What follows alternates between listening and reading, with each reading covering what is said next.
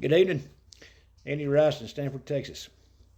Well, weather's starting to get a little bit warmer, and I'd forgotten that my dog, which I love, my cow dog Agnes, I love her more than my wife.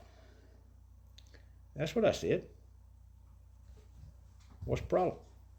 My wife loves her damn Shih Tzus more than she loves me. So I don't understand what the problem is. Why can't I love my dog more than my wife? I mean, have y'all met my dog? Hold on a second. Agnes, come here, baby girl. What are you doing, old puppy girl? That's a good girl. She's a good girl. By God, she's a good girl. That's the best girl right there. Oh, my goodness. She's the best girl. Yeah, well, she's the best girl in wintertime. Come summertime, she ain't worth a flip. And I don't know if my dog has the hot weather syndrome or hell, I don't know. I'm just saying, come hot weather, she's kind of finicky. I've had her about 4 years now. She's a good one. I love her. More than my wife. But, kind of like my wife, sometimes we say things, they just, by God, don't want to listen. And I wrote this poem about Agnes. It's a short one tonight, so I won't bore you too much. But I was reminded of that today. It got a little warm.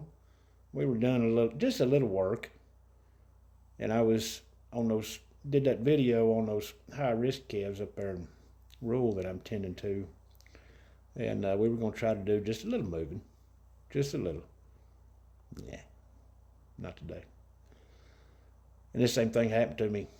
It's about 104 degrees one day, and I had a bunch of calves that I had weaned and stuck up in the pens up there in Haskell behind the feed store, and I was weaning them up there and feeding them out. And we went to load to go to Graham. She decided she's going to sit on the bed of the pickup. I wrote this poem that day called Cow Dog Named Agnes.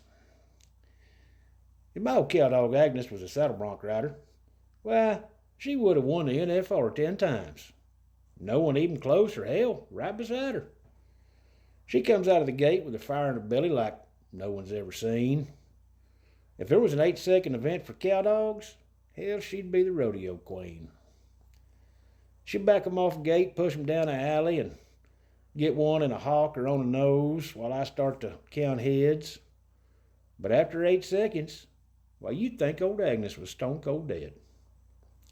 When that buzzer sounds in her head, a shade tree or water trough she's going to find. Doesn't even know her name anymore, and when I holler, hell, she don't pay me no mind. She'll only get up when all the work's done and out of the way, comes over and spills my cold beer, get her a sip after her long, hard day. Looks at me with those ears up and those pretty eyes locked in mine. Hello, man, it's time to load up. I did my job today, and shit, it's supper time. Have a good evening.